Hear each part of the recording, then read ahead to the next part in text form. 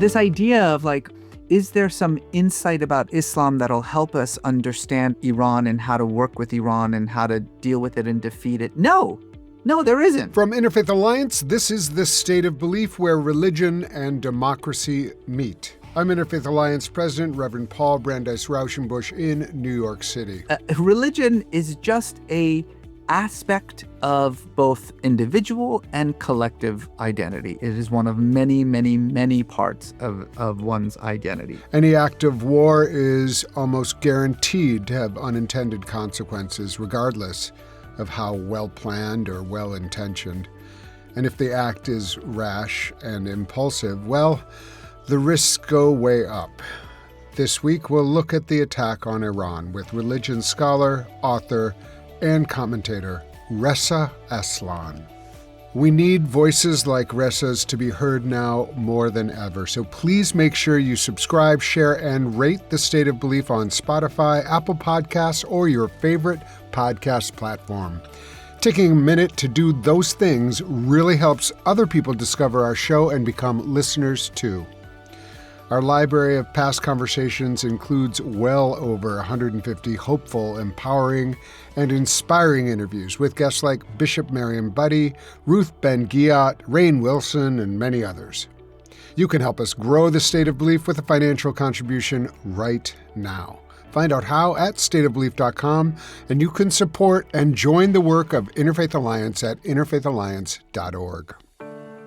Before we get started, I'm going to continue the invitation and the encouragement to find a local No Kings 3 gathering in your town, in your city, wherever you are. There is almost certainly to be a No Kings 3 rally that will be happening March 28th. It's so important that we all show up right now, especially in a moment where we have a leader in our country who really feels like he can do anything that his mind tells him to. That's actually a quote.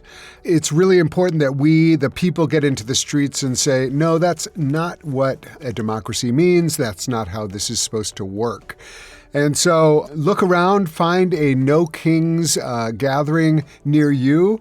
And if you want, we are at Interfaith Alliance really supporting No Kings. I'm, again, part of the leadership committee that is organizing nationwide. And they really want people of faith from all different backgrounds to show up. And so just Google No Kings Faith, and you will come to our landing page with all kinds of resources and ways to show up. You can have an interfaith gathering beforehand, or your faith community can have a gathering beforehand. Invite everybody and talk about why your faith inspires you to show up for No Kings and show up for our democracy.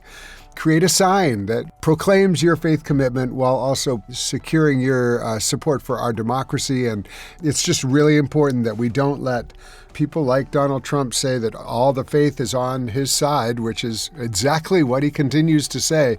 It's just so important right now, more than ever, that we show up strong. So March 28th, No Kings. In the meantime, please stay tuned for all kinds of more resources that you can find at interfaithalliance.org, or just Google No Kings Faith and you will find our landing page. And now to my guest.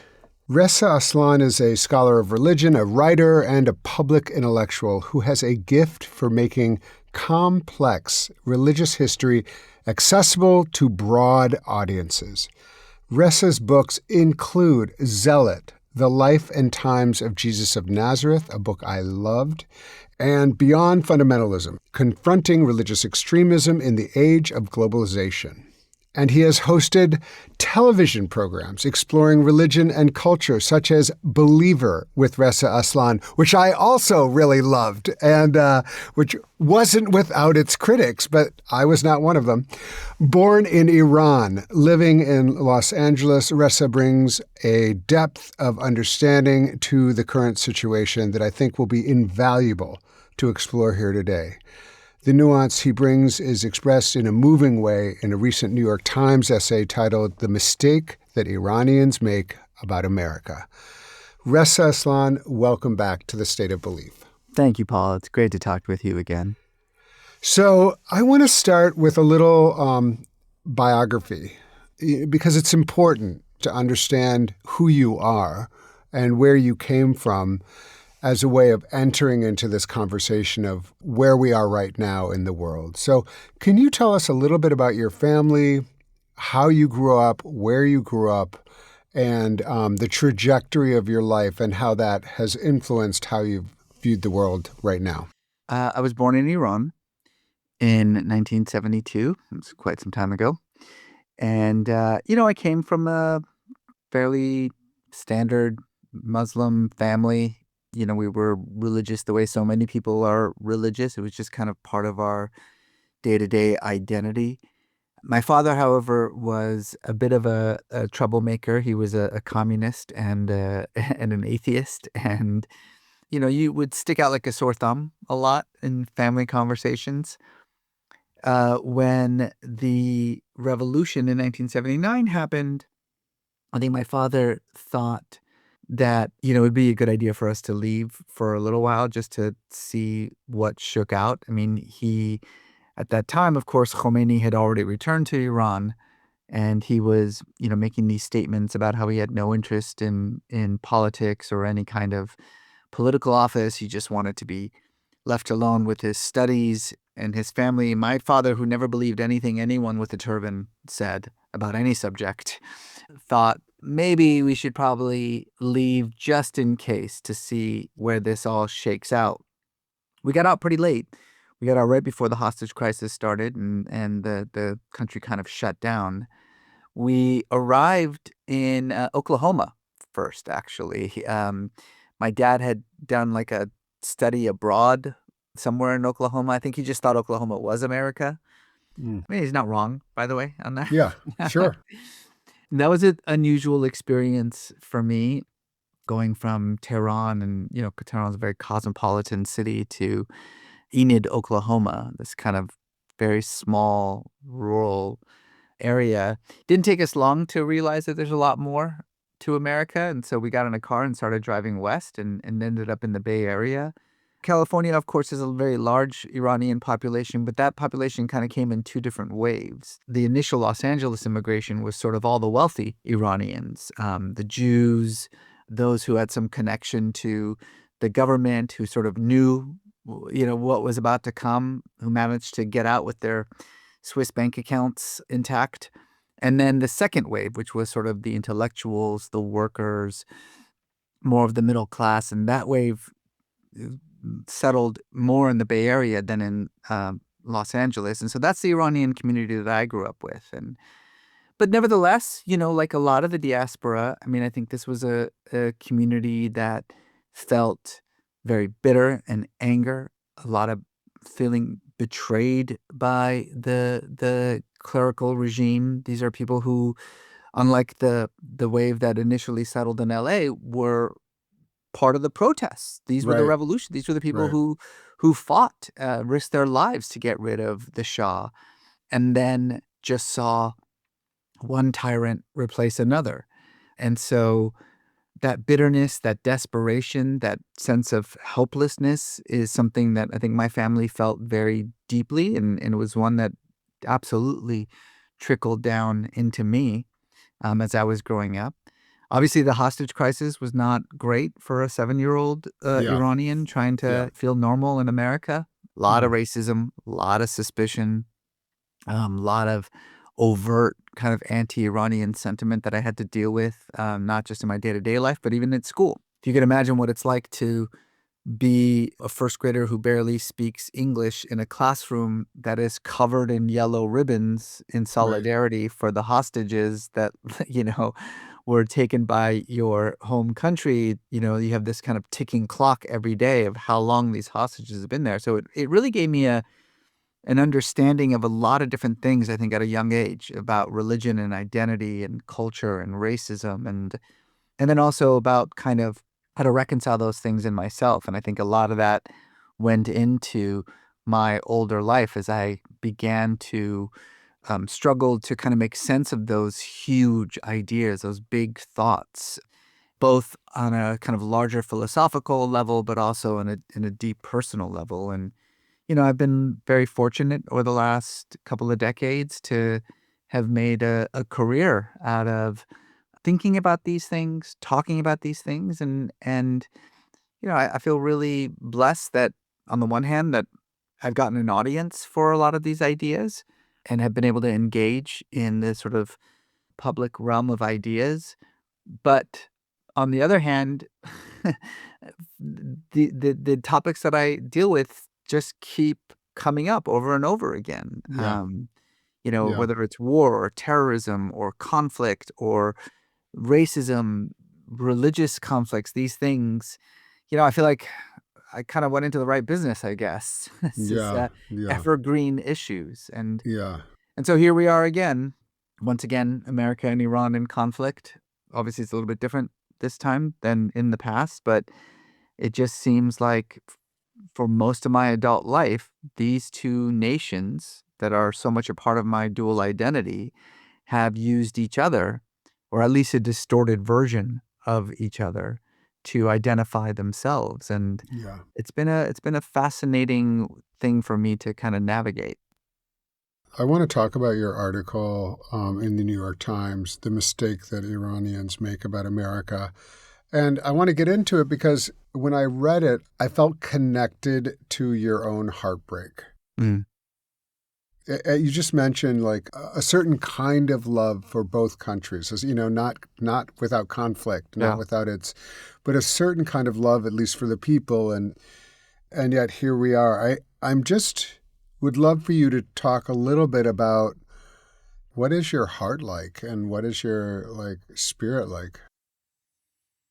It's pretty dark right now. I mean, I'm not gonna lie. Um, Yeah.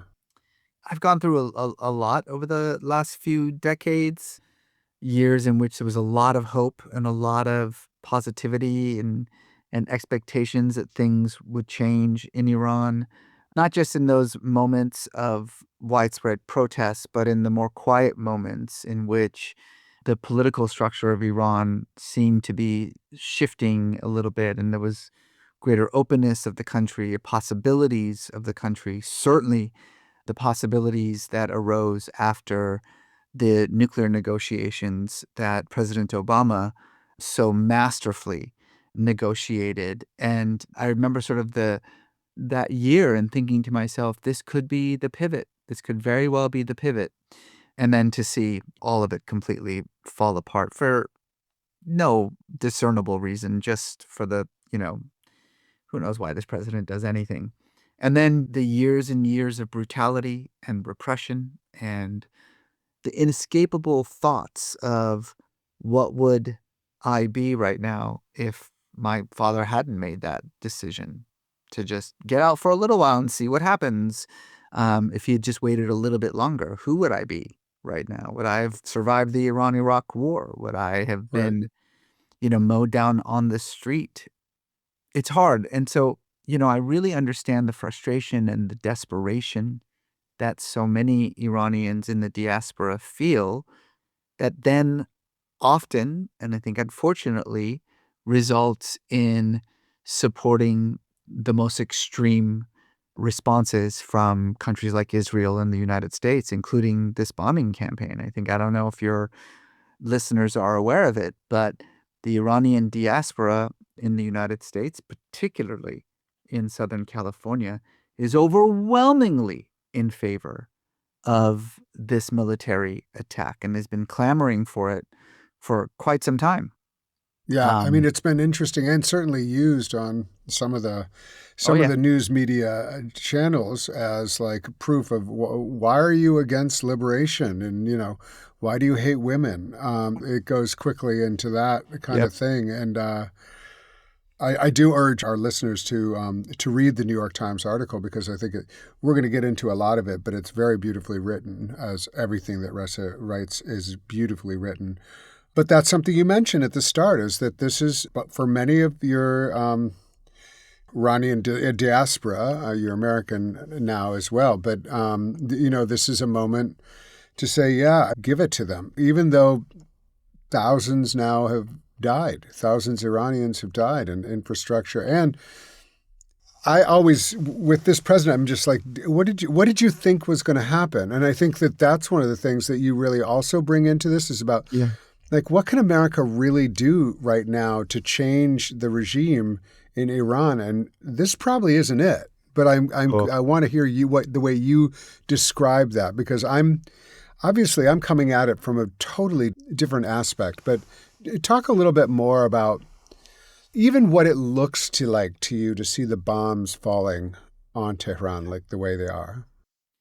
I don't want to make it sound as though those Iranians who were dancing on the streets in Westwood as the bombs were falling on Tehran, that they didn't care about the Mm. death and destruction that would inevitably follow and has come. And I think it's just going to get much, much worse. I don't think people really understand.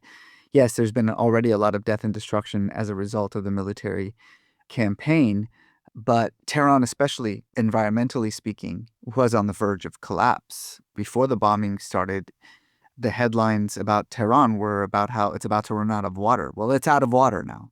So you're talking about one of the most densely packed, most populated capitals in the world experiencing death from the skies while also not being able to get something as simple as drinking water. So the death and the destruction in Iran has just begun. And I don't want to make it sound like the diaspora doesn't care.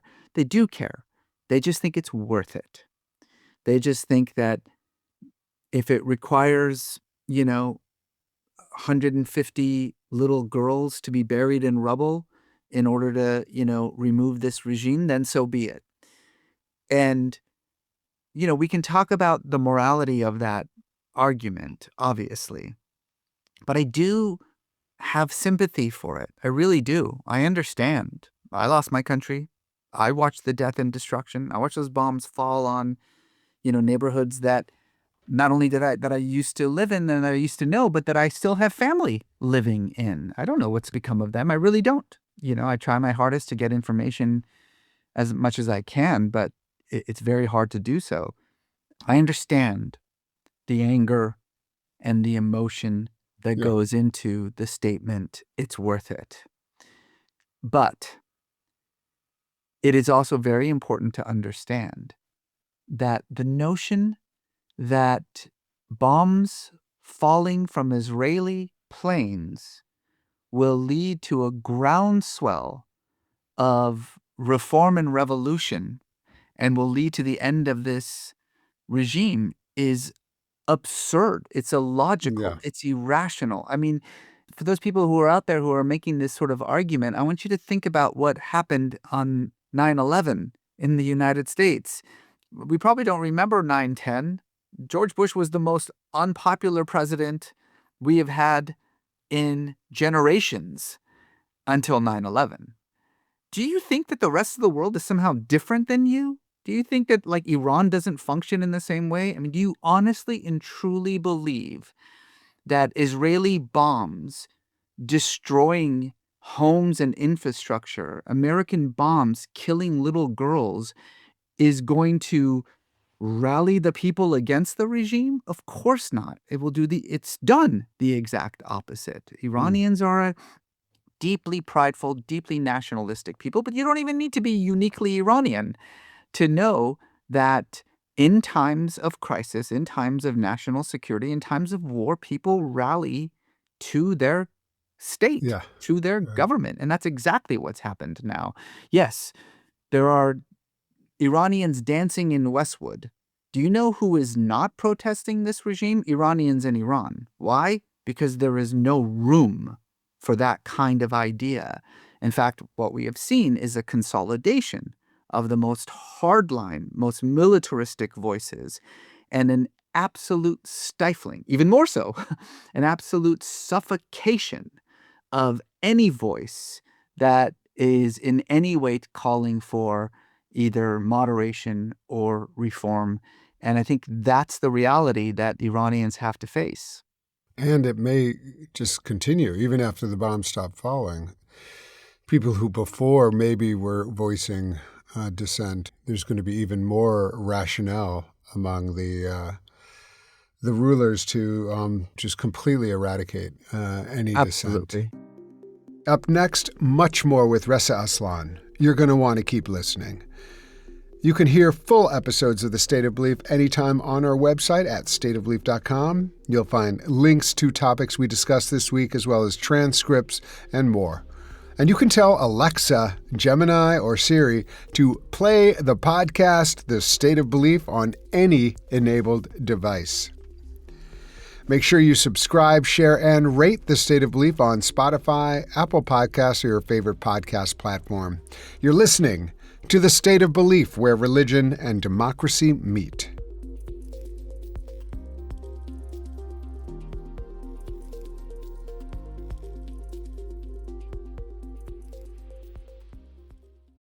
Starting a business can seem like a daunting task, unless you have a partner like Shopify. They have the tools you need to start and grow your business. From designing a website to marketing to selling and beyond, Shopify can help with everything you need. There's a reason millions of companies like Mattel, Heinz, and Allbirds continue to trust and use them. With Shopify on your side, turn your big business idea into...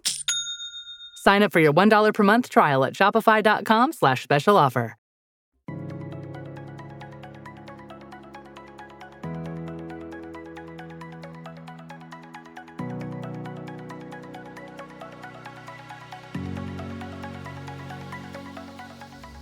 Welcome back to The State of Belief. I'm Interfaith Alliance President, Reverend Paul Brandeis Rauschenbusch. My guest is author and religion scholar Reza Aslan.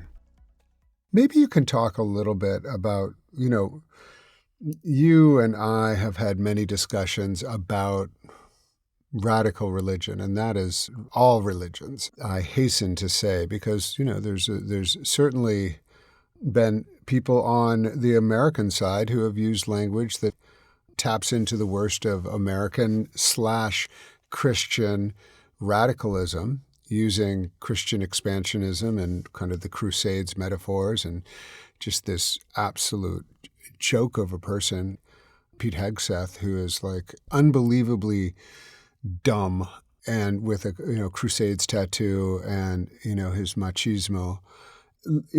Putting that aside, we're going to come back to that. But I do I want to lean into your expertise on radicalism, just to give a little bit of a lesson, to all of us about what is radical Islam. I hate that word, but what is Islam in this manifestation of the leadership of Iran?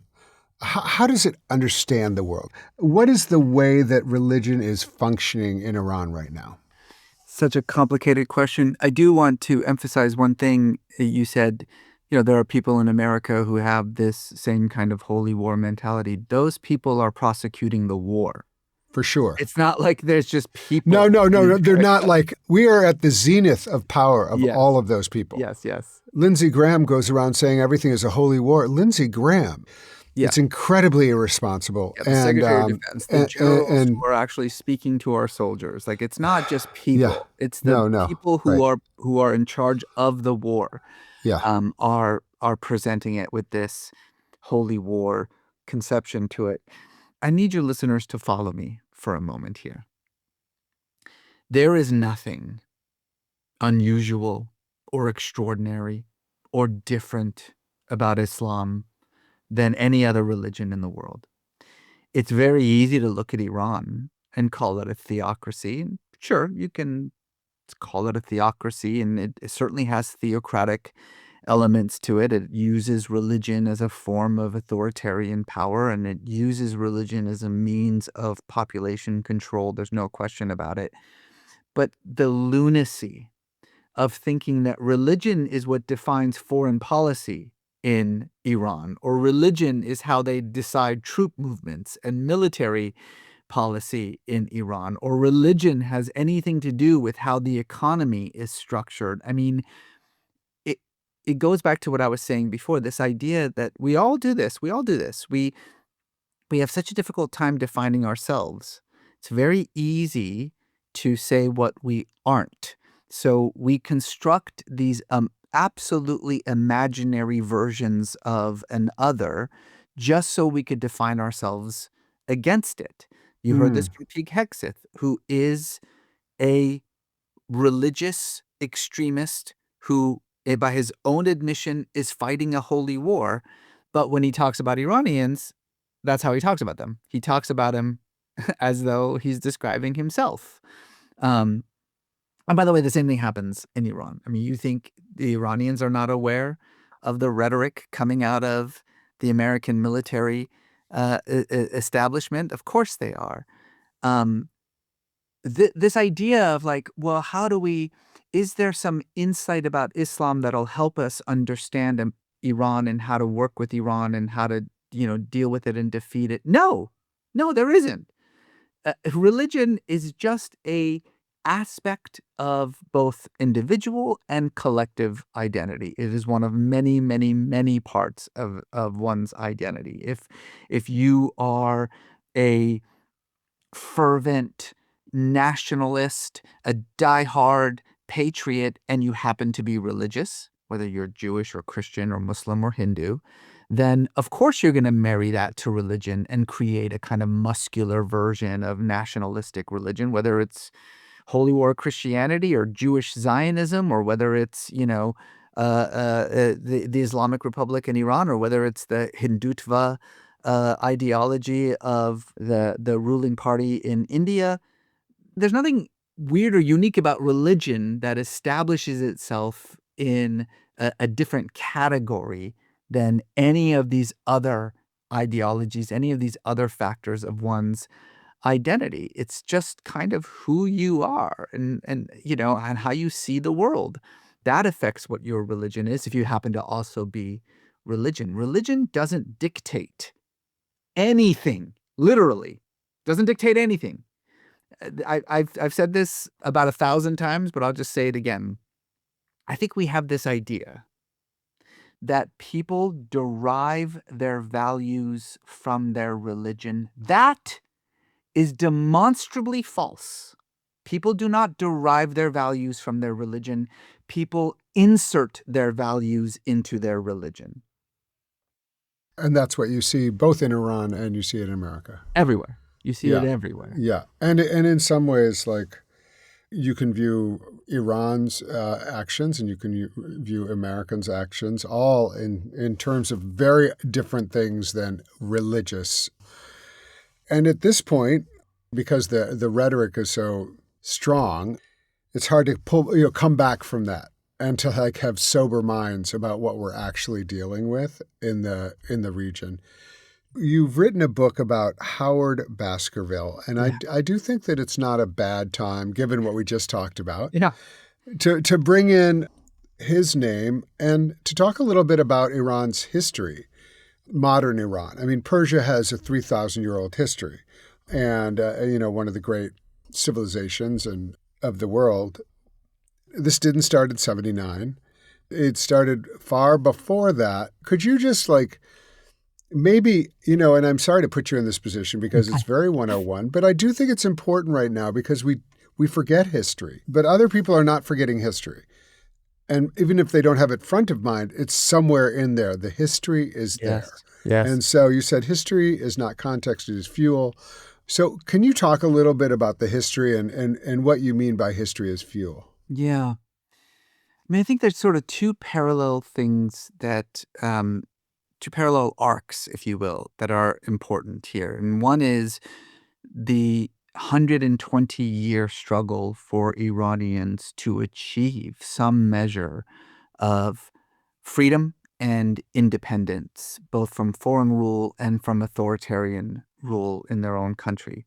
I think a lot of people are probably aware of the revolution of 1979, and certainly maybe people who are up to the current affairs have noticed the different popular protests that have happened in 2009 with the Green Movement, right up to the women's movement that we saw a couple of years ago.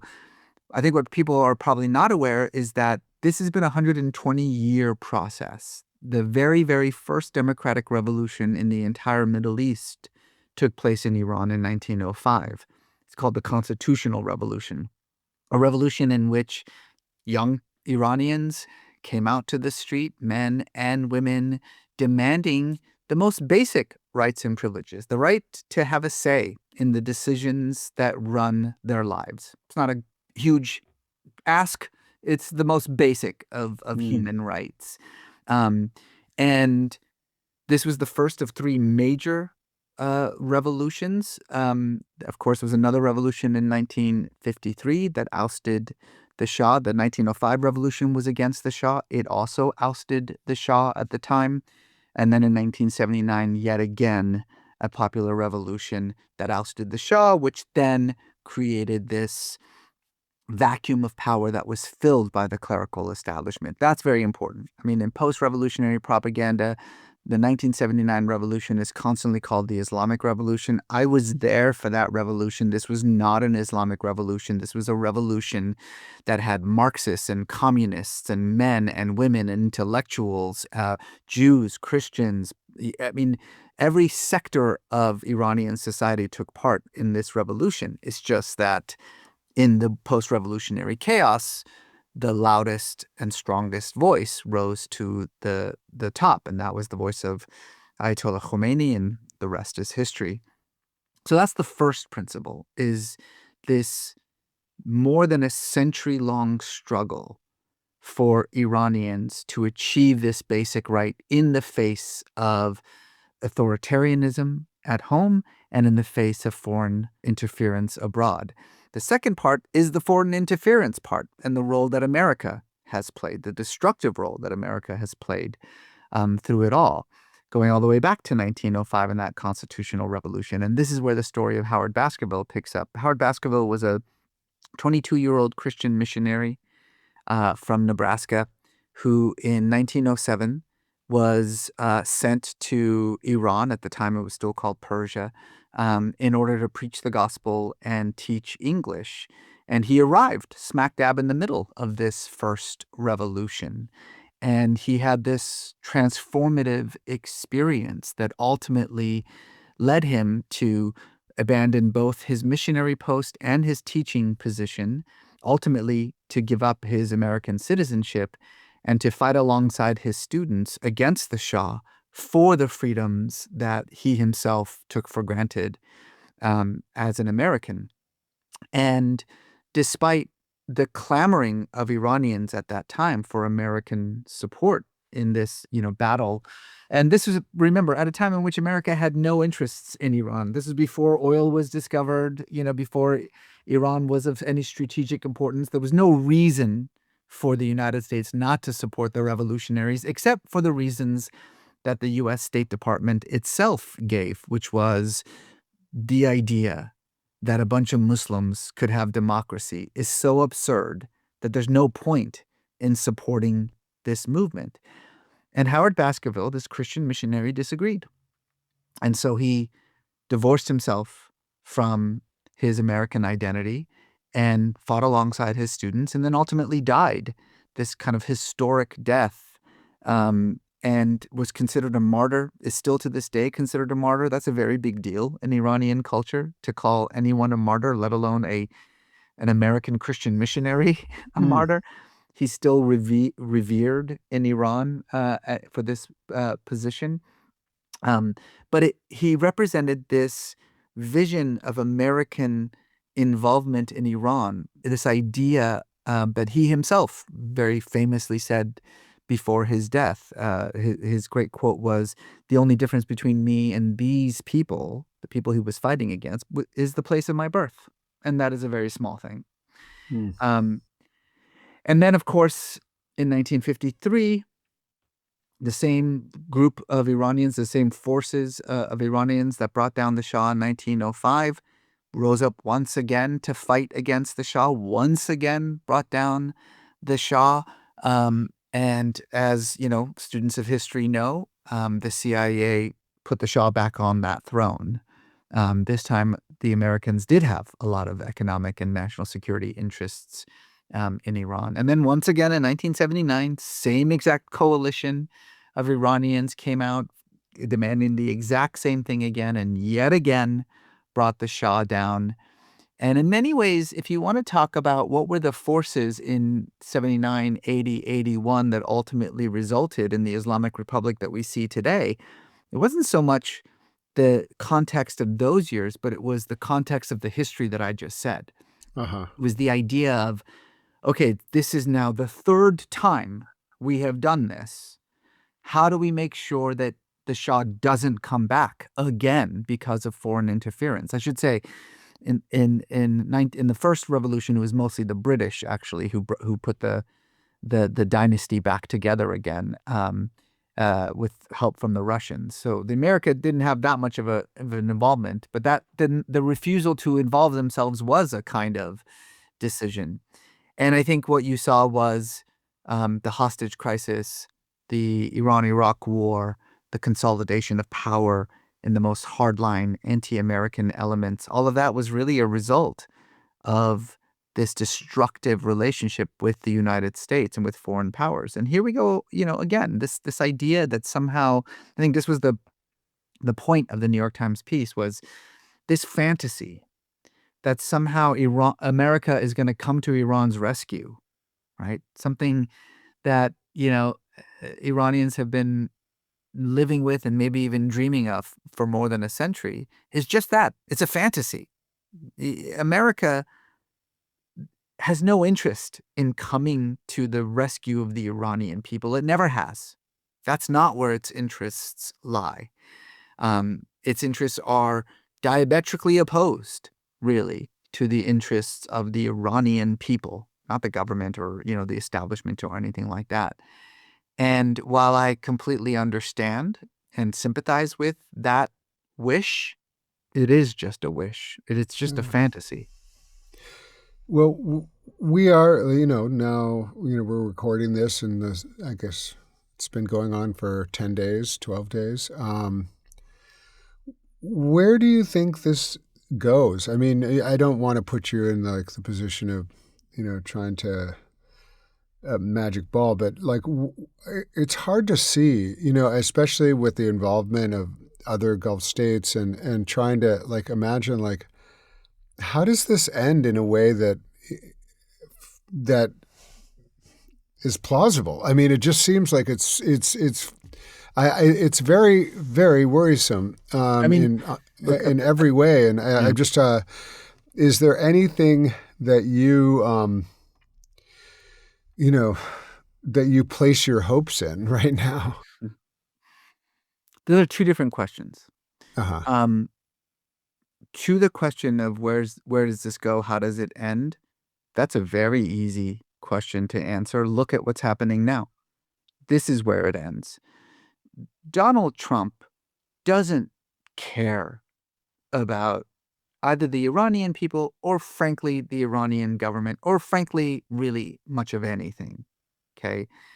He is already looking for an off-ramp. He was manipulated into this war by the Prime Minister of Israel, Benjamin Netanyahu, who for 2 decades has been trying to manipulate American presidents into bombing Iran. For 2 decades, he's been trying to talk every single president into bombing Iran, and he found a fool willing to believe his lies, that this would be a very simple thing. We'll drop a few bombs. The Iranian people will rise up. You'll be the great Cyrus of the Jewish people. You will, they'll make a big bronze statue of you in Tehran, and then you can go home and have a parade. I'm certain, what he thought would happen. In fact, I am absolutely certain of it. Do you know how I know? Because you can just watch Donald Trump in real time over the last 2 weeks coming to a realization of what he has done. You can see it in his eyes. You can see him go from, this is a 2-day war, to this will last a couple of weeks, to this might be a few months, to maybe what comes after is worse than what was before. You just watch him realize, oh, oops. This is a man with the attention span of a 5-year-old. And in about a week, he'll lose interest. He'll declare victory and he'll move on to the next thing. And what he will leave behind is not just death and destruction and a completely destabilized Middle East, but he will leave behind in Iran a regime that, as I had mentioned before, will only further consolidate power in the wake of this unprecedented attack from the two enemies that it is based its entire foundation upon, right? The way that it has survived being the most unpopular government in the world. I mean, the way that it has survived the absolute loathing and hatred of its entire population is by pointing to the threat of these two external enemies. And now it's not a threat, it's reality. There is no more room for reform or progress or mediation or conversation or engagement or any of those things any longer. The absolute worst elements of Iranian society are now given carte blanche. And I know a lot of my fellow Iranians are saying they already had carte blanche. Sort of, they did. But as we've seen over the last decade in protest movement after protest movement and people demanding change and in the government being forced to respond, that's over. That's over. There's no more room for protests on the streets, right? That's not going to happen. And again, I hear the response already. Well, they would already slaughter those children. That is true. But there will not even be room for the protest any longer. And Trump will give himself a parade and declare victory and, maybe get a crown out of it or something, who knows. However, where do I have hope? There is one thing that happened over the last couple of days that isn't really being truly understood. And that is the succession of Mojtaba Khamenei as the new supreme leader. And I think, in the U.S., people they've never heard of this guy. He's Ali Khamenei's son. He's the, former supreme leader's son. Nobody really knows who he is. And, there's some, at best, there's talk about the fact that he is a much harder line person, that he has the support of the Revolutionary Guard and the military establishment, et cetera, et cetera. But you have to understand, the supreme leader, which is a joke of a title, is predicated on a very simple premise created by Khomeini himself, the founder of the Islamic Republic, which is that to have a truly moral state, it needs to be run by this particular figure who is the highest religious authority, right, in the state. Whoever is the highest religious authority should, by the nature of that position, be a kind of papal figure, if you will, who then becomes the moral arbiter of the state and the government and the people, etc., etc. Now, ironically, Khomeini, when he came up with this position and then gave it to himself, obviously, was not the highest religious authority. He was just an ayatollah. There were grand ayatollahs who were much, much higher than him. But to a person, every grand ayatollah rejected this idea, thought it was blasphemous, thought it was crazy, like this notion. Khomeini said that high authority should have the exact same authority as the Prophet Muhammad. I mean, this was blasphemous to his elders. But he's the head of the party. He's the loudest voice. He's Khomeini, So he gives himself that position, and then he arrests his superiors for disagreeing, and then he holds it. When Khamenei achieved this position, he was by no means, as the successor to Khomeini, he was by no means the highest religious authority in Iran by any stretch of the imagination. And he had nowhere near the authority that even Khomeini had. But he's a founder of the republic, a revolutionary, had been president for 2 terms, was Khomeini's right-hand man, was seen as somebody who wouldn't really rock the boat and would just kind of continue Khomeini's vision. And so there was a lot of consternation about, is this guy really qualified to be the highest religious authority in Iran? The answer is no. But okay, Khomeini handpicked him. That's one thing, and okay, it's a dilution of the office, but fine. The notion that this 56-year-old son, Mojtaba, who is not an ayatollah, who is like a low to mid-level cleric, who has no religious qualifications at all, who's never held any kind of office, who is nobody, and whose sole qualifications is that he's the son of the previous leader, the entire revolution, the entire Islamic Republic was predicated on putting an end to hereditary rule. That was the whole point. Right. That sounds like Shah's. Yeah. Yep. That's the entire legitimacy of it.